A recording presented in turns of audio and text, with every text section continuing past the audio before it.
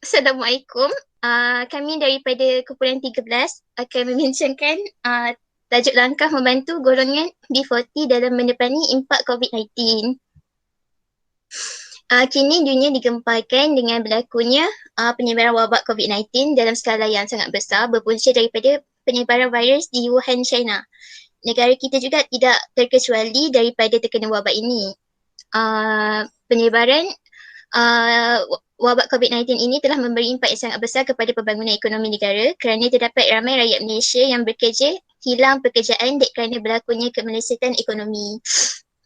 Kadar pengangguran di negara ini kini berada pada tahap 5.3% apabila seramai 826,000 penganggur direkodkan setakat Mei lalu. Sekaligus merekodkan kadar tertinggi sejak 27 tahun yang lalu. Ketua Pengarah Jambatan Perangkaan Malaysia, Datuk Seri Muhammad Uzzi Mahidin berkata, sebelum penularan wabak coronavirus dan pelaksanaan Perintah Kawalan Pergerakan, kadar pengangguran negara berada di bawah 4.0% sejak tahun 1993. Kebanyakan golongan yang hilang pekerjaan adalah terdiri daripada golongan B40. Oleh itu, kerajaan telah memberi bantuan dan menyediakan jaringan rangsangan ekonomi prihatin dan salah satu program yang dijalankan adalah program pengkalan pekerja untuk memberikan pekerjaan kepada golongan B40 yang telah hilang pekerjaan. Sekian, terima kasih. Seterusnya saya akan menerangkan tentang apakah punca berlakunya isu yang dikaji. Seperti yang telah dinyatakan, isu yang dikaji adalah langkah membantu golongan B40 dalam mendepani impak COVID-19. Seperti yang telah diperkatakan, dunia digemparkan dengan satu wabak virus penyakit iaitu coronavirus. Dan ia telah mula merebak di Malaysia sekitar bulan Mac. Oleh itu, kerajaan Malaysia mengambil langkah drastik dengan melakukan Perintah Kawalan Pergerakan PKP bermula daripada 18 Mac 2020. Dan ianya merupakan fasa pertama. Hal ini secara tidak langsung menyebabkan kemelesetan ekonomi disebabkan rakyat tidak boleh keluar daripada rumah dan hanya duduk di rumah saja. Oleh yang demikian memberikan satu impak yang besar terhadap masyarakat terutama golongan B40. Seperti yang kita ketahui, golongan B40 adalah kumpulan isi rumah yang berpendapatan terendah. Apabila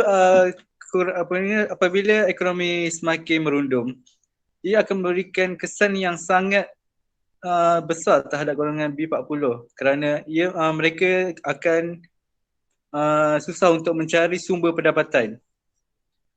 Oleh itu, isu ini telah menyebabkan langkah diambil oleh kerajaan dan badan bukan kerajaan NGO bagi membantu golongan B40 mendepani pandemik COVID-19 yang berlarutan dalam jangka masa yang agak panjang. Sekian, terima kasih.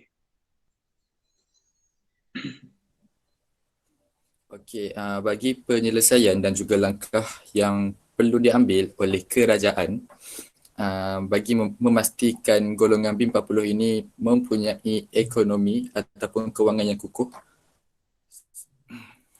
Okey, kerajaan telah menyediakan jaringan keselamatan melalui pengenalan pakej rangsangan ekonomi prihatin iaitu Prihatin. Dan salah satu program yang dijalankan ialah program pengkalan pekerja ERP untuk menjamin kelangsungan pekerjaan khas bagi golongan B40.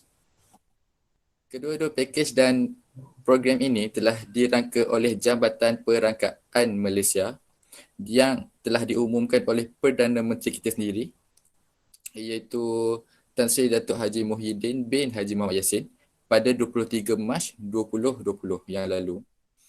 Program ini lebih bertujuan menyasarkan golongan rakyat Malaysia sendiri dan lebih bertumpu pada golongan B40 yang merupakan majoriti masyarakat yang berada dalam negara Malaysia. Sekian, terima kasih. Seterusnya ialah bagaimana cara saya mendapatkan ilmu untuk menghasilkan cadangan penyelesaian tersebut ialah dengan cara menggunakan media akhbar untuk mencari maklumat berkaitan ilmu penyelesaian masalah tersebut. Media akhbar yang saya gunakan ialah Sinar Harian, di mana menerusi Sinar Harian saya mendapati bahawa ia menerangkan bahawa Timbalan Menteri Sumber Manusia iaitu Awang Hashim berkata, daripada jumlah permohonan yang mereka telah terima, kerajaan telah membelanjakan sebanyak 211.33 juta bagi membantu majikan dan juga pekerja menerusi program ERP yang seperti yang telah dibincangkan oleh saudara Irfan tadi, iaitu program pekalan pekerjaan. Tambahan pula, menerusi program ini, beliau berkata majikan dan pekerja yang terjejas pendapatan mereka akibat wabak ini telah mendapat manfaat dan mereka tidak perlu risau untuk menjalani hidup mereka dengan adanya norma baru ini. Saya rasa ini adalah salah satu cadangan yang relevan bagi menangani masalah yang mereka hadapi. Itu saja dari saya.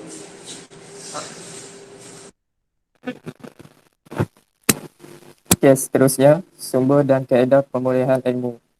Ia terbagi kepada 3. Yang pertama, ilmu panca indera. Yang kedua, akal. Dan ketiga, khabar dan berita. Ilmu panca indera, melalui pemerhatian pandemik COVID-19 ini, dia membawa impak yang ketara terhadap kehidupan rakyat, khususnya kepada golongan berpendapatan rendah iaitu B40. Yang kedua, akal. Akal menunjukkan badan bukan kerajaan NGO sesuai menjadi platform bagi orang ramai yang ingin menghulurkan bantuan kepada golongan yang memerlukan. Yang ketiga, khabar dan berita. Kerajaan telah merakam satu cadangan bagi memberikan peluang pekerjaan kepada pengganggu yang baru sahaja yang kehilangan pekerjaan dalam situasi COVID-19 ini.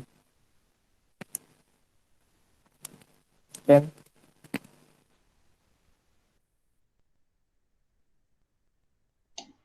Dah. Okey, seterusnya adalah justifikasi dan rasional mengapa sumber dan kaedah tersebut digunakan, iaitu sumber dan kaedah yang digunakan oleh saudara Hilmi. Okey, antara yang pertama adalah pasaran pekerjaan di Malaysia semakin hari kita dapat lihat semakin menunjukkan lagi sekali. Okey. Seterusnya adalah justifikasi dan rasional mengapa sumber dan kaedah yang dipilih oleh saudara Hilmi itu digunakan. Yang pertama adalah pasaran pekerjaan di Malaysia kita dapat lihat semakin hari semakin menunjukkan pemulihan. Apabila kadar pengangguran yang kita dapat lihat pada bulan Julai adalah sebanyak 4.7% dan pada bulan sebelumnya iaitu bulan Jun adalah sebanyak 4.9%. Ini jelas menunjukkan bahawa kadar pengangguran di Malaysia saban hari semakin menurun. Selain itu, ianya jelas menunjukkan bahawa inisiatif yang dilakukan oleh kerajaan memberikan sinar dan harapan baru kepada rakyat Malaysia yang kita dapat lihat mereka kehilangan peluang pekerjaan dan kehilangan sumber pendapatan sewaktu COVID melanda negara kita. Selain itu, ianya juga membantu mereka memperoleh sumber pendapatan mereka semula dan membantu meningkatkan ekonomi negara. Okay, poin saya yang kedua adalah bantuan daripada badan bukan kerajaan atau NGO banyak membantu rakyat Malaysia untuk lebih meringankan beban mereka. Sebagai contoh, kita dapat lihat pada masa kini, Ustaz Abid Liu, iaitu wakil daripada Pertubuhan Kasih Umat, banyak membantu golongan-golongan yang terhimpit seperti golongan B40 dengan memberikan bantuan dari segi makanan dan keperluan asas. Dan ia banyaklah kita dapat lihat banyak membantu golongan-golongan B40 ini untuk mendepani wabak COVID-19. Okay, itu saja. Secara rumusnya, golongan B40 ini haruslah diambil berat kerana kumpulan ini merupakan kumpulan yang majoriti yang menetap di Malaysia. Pihak yang berwajib seperti pihak kerajaan harus memainkan peranan yang paling penting bagi membantu golongan tersebut. Namun, peranan ini bukan sahaja digalas oleh kerajaan, malah masyarakat juga harus memainkan peranan yang penting bagi meningkatkan lagi ekonomi negara kita supaya negara kita tidak dipandang sinis oleh negara-negara lain. Akhir kata, kita haruslah menjaga antara satu sama lain bagi mengelakkan COVID ini terus berleluasa di Malaysia malah di dunia. bak akhir kata, kita jaga kita. Sekian, terima kasih.